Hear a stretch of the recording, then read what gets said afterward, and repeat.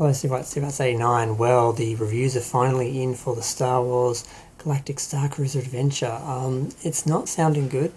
Now, initially, my reaction to this thing was the price, because that was one of the first sort of concrete pieces of news or information that we had on the adventure was the pricing. It's about 5,000 to 6,000 for 2 or 3 days to stay in this hotel, basically.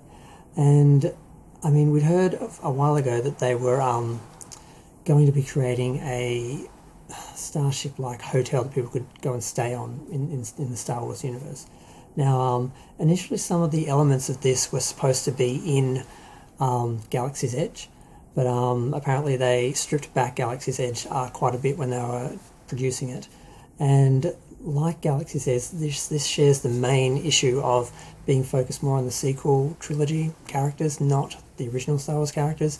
You know, when people think of Star Wars, they associate, you know, Luke, Han, Leia, Chewie, Darth Vader, you know, C-3PO, R2-D2, and that's not what you're really getting on this. You're getting Rey and a bunch of First Order people, and that's sort of it. And some made-up characters that people don't even know. That's, you know, so they're obviously trying to save money there by not paying for the licensing and the likenesses for the actors and all the stuff that you would have to you know, create a sort of experience reproducing a film or scenes from a film and characters from the early films.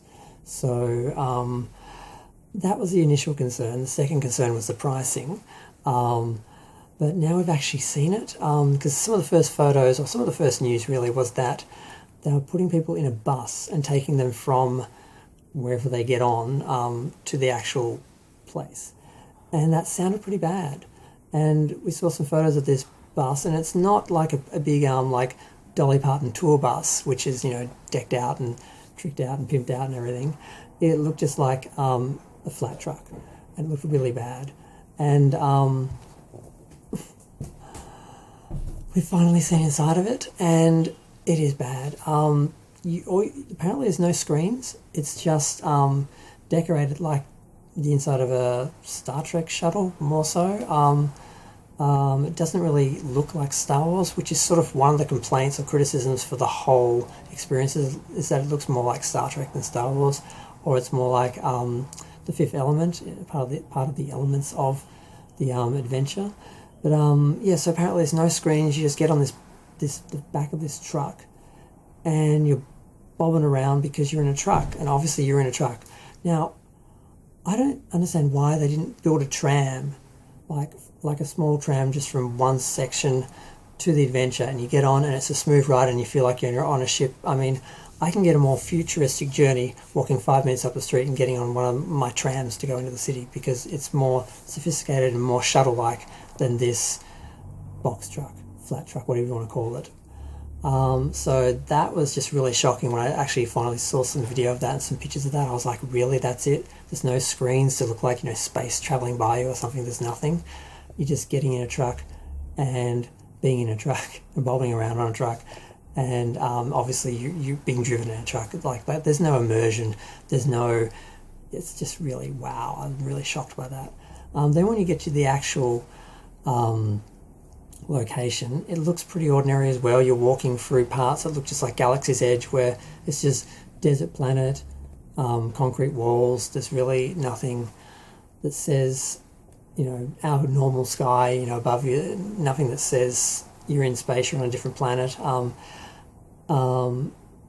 it's not what I thought it would be. I thought it would be like the old Star Trek experience, where you would get on, and the whole time you're in there, it's like you're on a section of Deep Space Nine, I think it was, and you had like the bar and everything, and you get on shuttles and go to different adventures, and they'd have screens and it'd be like rides and everything. It's not like that from what I can see. And I've only seen pictures and some video. Someone has put a whole video out of the whole experience, which goes for hours. I haven't watched that. But basically there's a dinner theatre section where there's a woman who looks very much like the opera singer from the Fifth Element, and it looks like a really, really small little cafeteria, and she's just standing around and singing and walking around the tables. It doesn't have any of the grandeur that I would be expecting for $6,000, and the look of it looks more like Star Trek. And that's really underwhelming. And then there's the section where you have this adventure with Rey. There's a part where she opens up her lightsaber, and then there's a distraction with a chandelier that happens because the First Order has come in. So there's some stormtroopers and the First Order guy, and then there's Rey, and she's fighting them, and there's that little bit of interactivity, and there's some sense of you have to join in some sort of adventure, and the idea that they have different adventures. So the idea is to try and make people take the trip more than once, so they have different adventures each time. This is really a once-off thing. I can't imagine you're going to spend $6,000 twice to see this. So it's just really disappointing. I was disappointed when I heard Galactic's Edge was going to be, a sequel trilogy, and that they're doing the same with this. And a lot of the elements that were supposed to be in Galaxy's Edge, they just moved on to this, but they're still not as immersive as you would expect and want. There's not a bunch of droids, roaming around serving tea or something. I wouldn't pay for it even if I had the money. So I feel really bad for a lot of people who are going to be disappointed by this, and really shocked that I just don't understand why you wouldn't create the experience that people want, and then you can charge $6,000 for this.